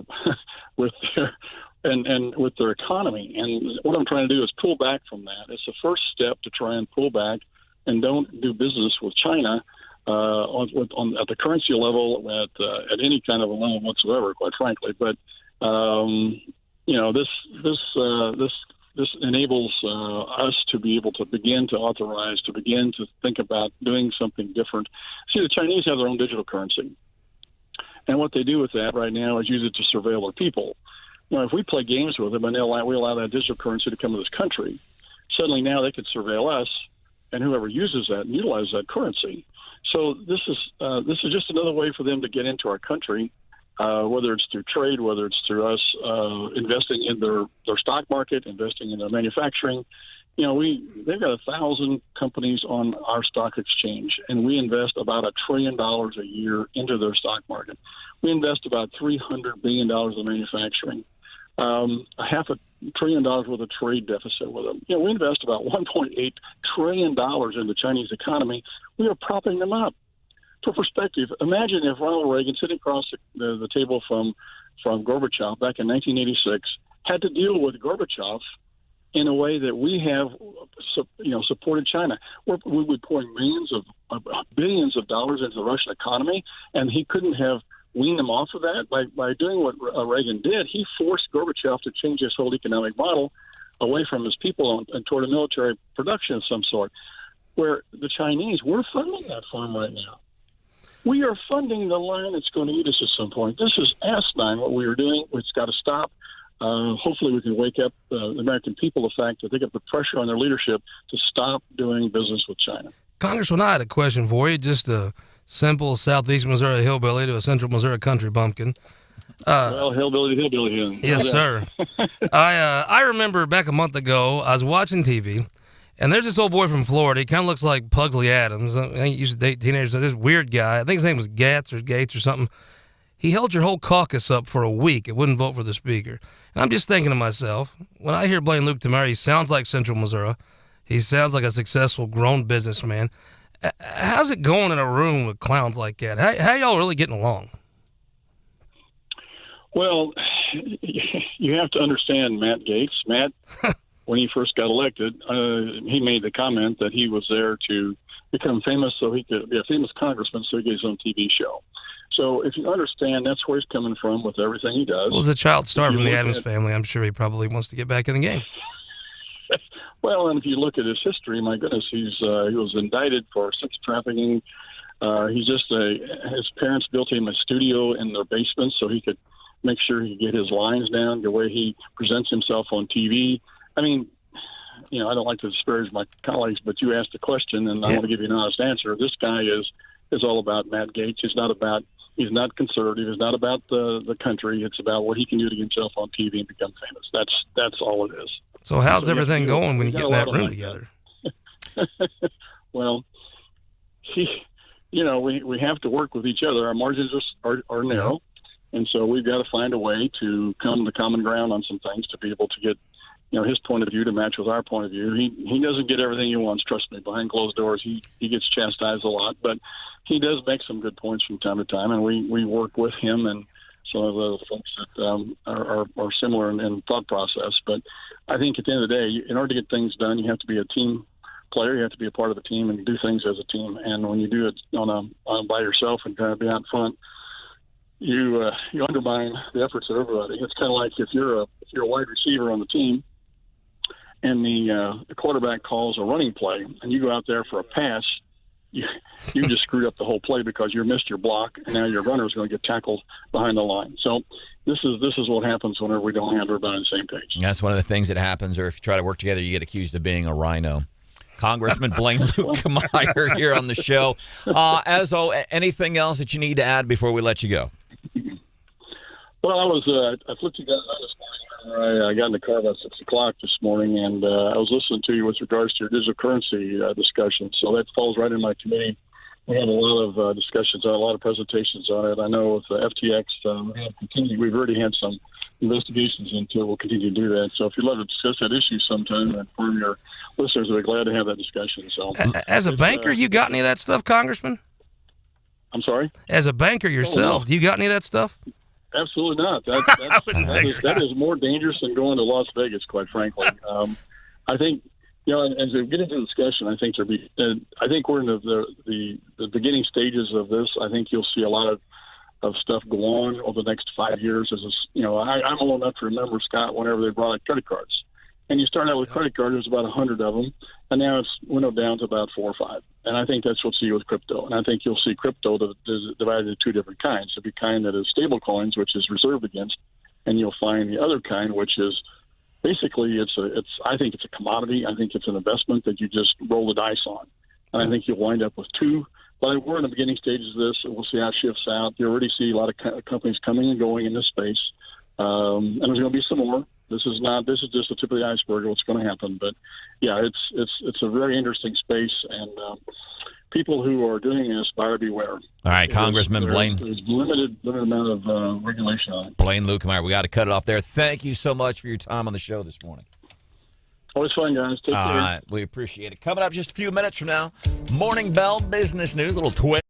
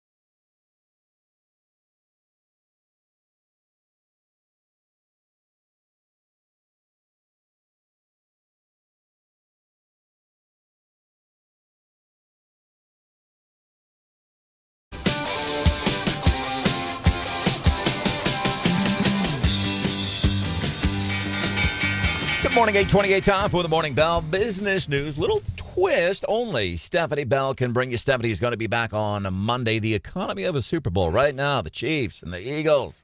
Phoenix, Arizona. Well, technically, they're in Glendale, Arizona, but it'd be like saying Super Bowl's in Columbia. Really, it's in Ashland. Same difference. Suburb, Glendale, Arizona. Typically, You can get away with that because Stephanie's not here. That's right. That's right. I don't have to be. Or Houseworth is not in the room right now. It's Glendale, Brandon, and that's why we love Brian Houseworth and we love Stephanie Bell. They're a stickler for details, and rightfully so. Typically, anytime a city hosts a Super Bowl, about $250 million to $500 million. That's just for the town itself. Doesn't include TV revenue for all the commercials and all that stuff, but typically about $250 million to $500 million. That's the boost to a city's economy whenever they host the Super Bowl. And this separately kind of interesting. Phoenix police investigating $100,000 worth of property stolen from the Super Bowl experience at the downtown convention on Saturday. This happened over the weekend, right about 5 o'clock. The area was blocked off to motorists, but I guess somebody just bypassed the ropes that blocked them off, went in there and stole that kind of stuff. Coming up here in the next few minutes, some of the more big things that are going to be happening in Jefferson City and the legislature this year that will impact us, and maybe we'll open up the mailbag, see what we're getting in the way off the text, 874-9390. I think just local news.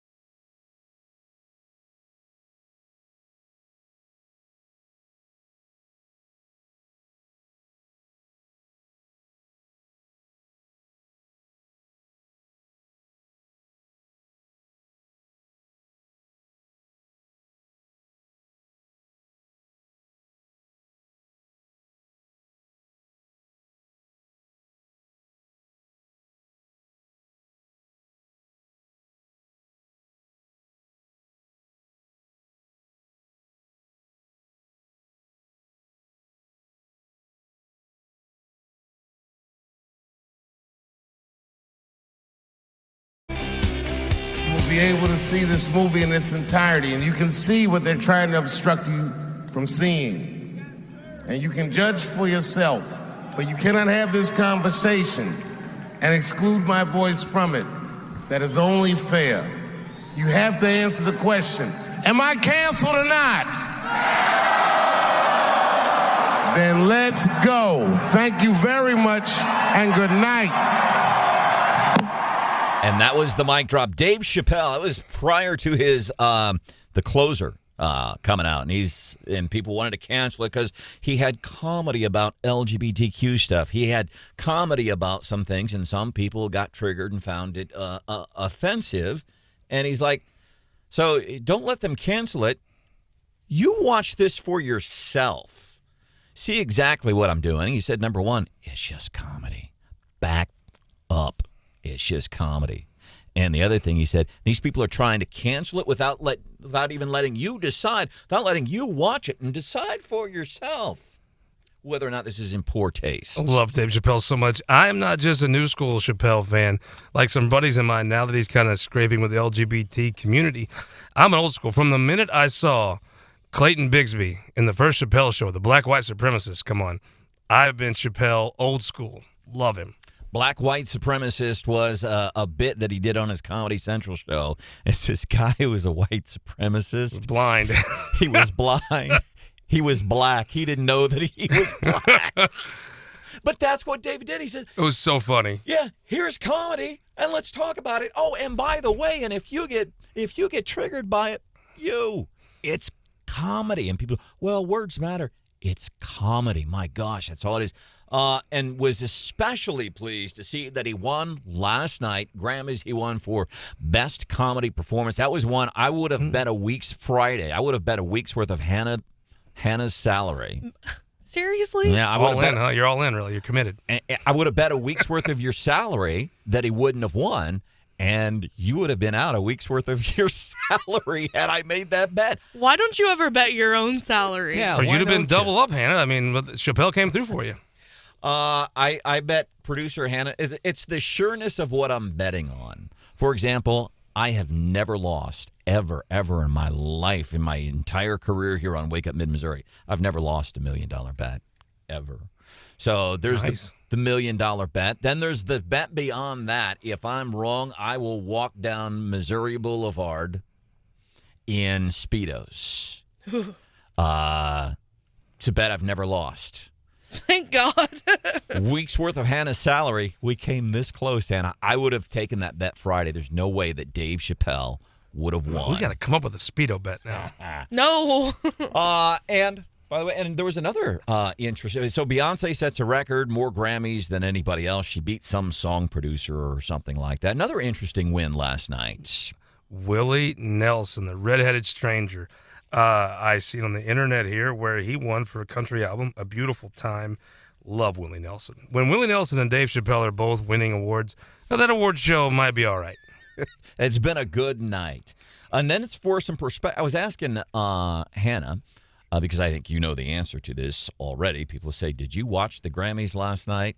You already know the answer to that. But I was asking Scott Fawn. You've got kids. One of them actually been on. Scott Fawn, by the way, that's the other voice you're hearing this morning, host This Week in Missouri Politics, has the publication Missouri Times, talks about what's happening in Jefferson City. Your kids, did your kids watch the Grammys? My son Gussie and I, we did not. And how old's Gussie? He's 6. 6. I don't think at 16, 26, or 36 he's going to watch the Grammys either. But my daughter very possibly may have. I know that when I look at this list of who won, I'm like, good Lord, I'm old. Mm-hmm. I recognize like ABBA. And my daughter would know all these people. Yeah, that's my checkbox right there. Dave Chappelle. Like, I don't know Daddy Yankee or really any of these folks. It really hits me just how elderly I am as I flip through and see. Now, Adele I've heard of, but Steve Lacy, Doja Cat, I'm just tapped out on being too old. Doja Cat, that's a smaller wild mountain lion that's relegated to regions of the Pakistan mountains. Last seen near Poplar Bluff. Yeah. So that's Scott Fawn. There's John Marsh. Good morning. Producer Hannah is here. Hello. And Hannah, you were saying you thought even younger kids, younger than yourself, I'm assuming, like kids, don't watch award shows anymore? No, I don't think so. No. I think in general, ratings are just falling off a steep cliff for award shows. I will say, Sarah and Millie will watch the Oscars. I don't know if they watch the awards part, but I think they like to watch early on, like the star of something will walk through. Like I guess like the A-Team will walk through in their outfits, and that's what they seem to want to watch more than the actual show. Or like Remington Steele will come through, or J.R. Ewing will walk through in his outfit, and that's what they kind of want to see. For some of the like music award shows, if I see something on social media after the fact, maybe a clip from a performance, I might go pull up the performance on YouTube and watch like one song. Like when Will Smith punched a guy. I did look that one up several times. Yeah, and that's what we do the next day. Oh, I was listening to Wake Up Mid-Missouri, and they said this big thing happened on the show, and now I'll go in and look for it and watch it. Brandon, put your tinfoil hat back on. Do you think the Will Smith punch was a work, like staged, or was that just real life? I think it was real life. I think it was real. Kind of don't. You think it was staged? Wow. I mean, hey, let's do this thing, and we're going to get press. And almost a year later, Scott Fawn and Branden Rathert will talk about it on Wake Up Mid-Missouri. I feel dangerous when I'm on an AM radio station and I'm the conspiracy theorist. Something's happening here. It feels very odd to me. I don't know. You can grow up to be Rush. Oh, well, that's quite a compliment for a Southeast Missouri man. There you go. Hey, before we move forward, I want to ask, does anybody know, and I'll tell you, it's not who you think it is.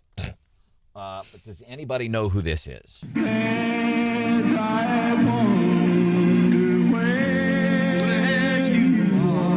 By the way, the guy that you hear joining in the background, he is joining in singing his own lyrics. Is that Brian Hawksworth? It's not Brian Hawksworth. Okay.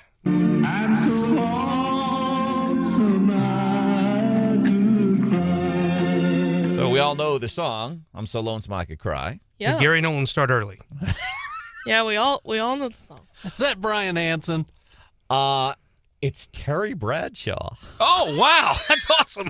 So, of course, we know the original, Hank Williams. I think it was like 1949. I'm so lonesome I could cry. It's classic. Anytime you're talking Hank Williams, you know it's a classic. I did not know this. The guy we're going to be one of the guys we're going to be watching while our Chiefs are on the Super Bowl Sunday, one of the guys we are going to be watching is Terry Bradshaw.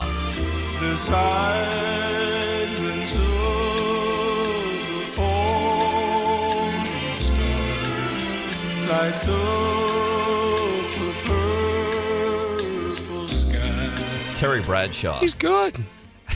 Well, I don't know that I would say that, but I think that's pretty darn good. I'm impressed. Do too. That's slightly above karaoke quality. I'm so lonesome. You don't think that's good, Brady? I think it's good. Michael Strahan doing harmony there. That's pretty good. I could pull up a video or a clip of Brandon singing. We could compare. Yeah, we could. There we go. But my assessment would be the same. No, I guess it's okay. It's just I did know it was Terry Bradshaw. I didn't know. I mean, I remember him leading the Steelers to 4 Super Bowls back in the 70s. I remember him doing commercials, and I know him now on Fox TV. But that's one of the things I didn't know about him. He had a little bit of a singing career, a song that charted on the top 40. I could have guessed Zimmer radio personalities for a long time before I came up with Terry Bradshaw. Well, why Hannah finds, and Hannah, to the opposite, Hannah is a very gifted singer. I shouldn't have stepped in that one. You did fire the first shot there, Hannah. I did. Very talented guitar player. No, I'm not. I know 4 notes. And we've played her stuff here on the show before. That sounds like a great time to do it again, personally. And it's... You can hear the clicking and the typing as he's trying to find it. Chappelle said white people love an electric guitar. All white people. And it's really I good. found that to be true. Here's Hannah. Savior, he can move the mountains. My God is mighty to save. He is mighty to save forever. That's Hannah.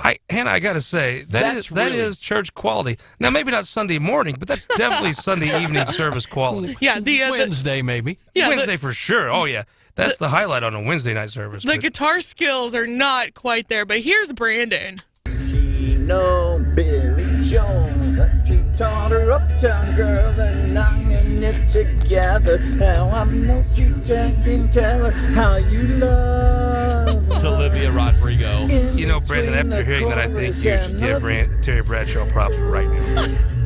Terry sounds pretty good. It's not that easy. Coming up, we are going to be doing some leftovers, things that we didn't get a chance to get to on the show today. Here on Wake Up Mid-Missouri on 93.9 The Eagle and 104.5 News Radio 950 KWOS.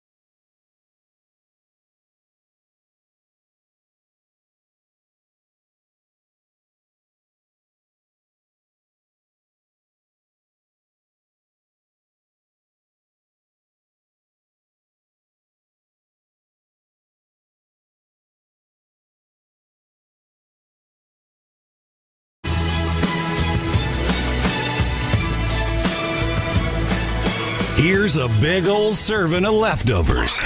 Enjoy. Some things we didn't get a chance to get to during the show this morning here on Wake Up Mid-Missouri before we get into the Gary Nolan Show, my dad's favorite show here on the radio station. Our guest co-host this morning, Scott Fawn, hosts a TV show This Week in Missouri Politics, and it's pretty interesting. You want to get some insight to some of the things and what lawmakers are thinking. You've got Wake Up Mid-Missouri, and you've also got This Week in Missouri Politics. It airs on Sundays. You can also search it out on YouTube when you're searching for Wake Up Mid-Missouri on YouTube. Scott also has the Missouri Times, which is and actually has publications throughout the state, Clayton Times, and then from Southeast, where he's from. And you're going to be doing something interesting in Jefferson City. What are you doing today? Yes, we had a journalist last year write a story where we had some undercover footage of folks. And you think of illegal immigration, you think of people walking across the border. But where do they go next? There's huge commercial developments. Like, you think of illegal immigrations like some guy's roofing a private house, right? No, this is everybody on the whole crew was illegal except for one person. We had a guy walk up, ask, he said, well, we'll give you $150 a day. You live at a hotel, like 8 to a room. You work 6 days a week. And then we found where folks had fall off scaffolds and they were broken, never seen the guy again. And it was just very blatant. And this was right on the interstate in O'Fallon, Missouri. So we write the story. And basically the Department of Labor says, well, it's not our problem.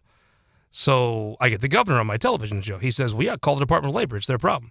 So I take that back to them. Well, the Attorney General says we can't. So I get the Attorney General on my show. At the time it was Eric Schmidt. He says, yeah, they should take care of that and refer it to us if it's a problem. So I take that back to them. They said, we don't have any money for it. So that last year, Senator Lincoln Huff, conservative from Springfield, put $250,000 in the budget to have a hotline to call and say, when you see this problem, call it. It's their job.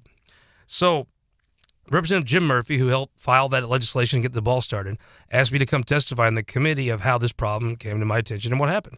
So I'm going to go down today and testify in a House committee. I'm going to put my good overalls on and represent simple hillbillies all over the state and say, well, what's their excuse now?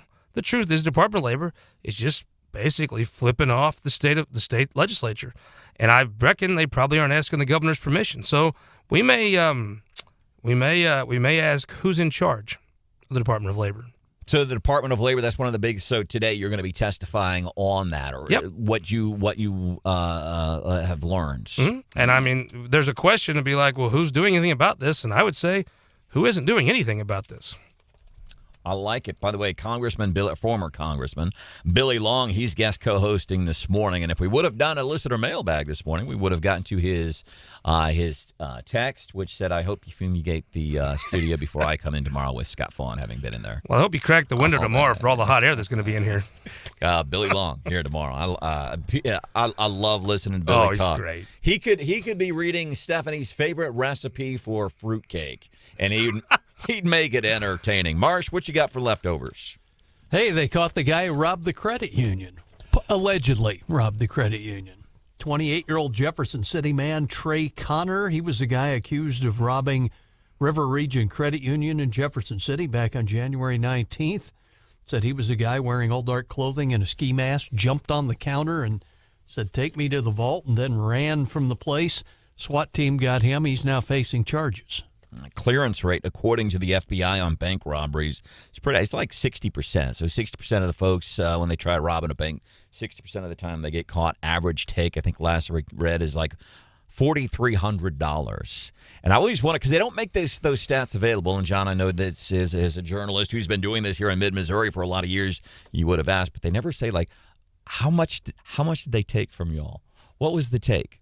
What was the grab? And then I wonder, how did they catch the dude? Any word on that we've been able to discern this morning? Any word on how they caught the guy? The magic words in there says surveillance camera saw the guy enter and leave the business on foot. It was a while, but who knows? Kind of sounds like somebody may have piped up. Makes you have more respect for how good Jesse James was at his craft. There you go. Well, you think about what happened with the dude who robbed the adult toy store. Was that in January or was that December? Back Christmas time. Yeah, right around Christmas time. And apparently the dude, he's on the streets talking about it. Like, hey, you see the TV and the dude who robbed the adult toy? Guess what? That's me. Well, guess what? One of your friends ratted you out and turned you into the cops. Well, I mean, the guy walking around with multiple bags of sex toys would stick out, right?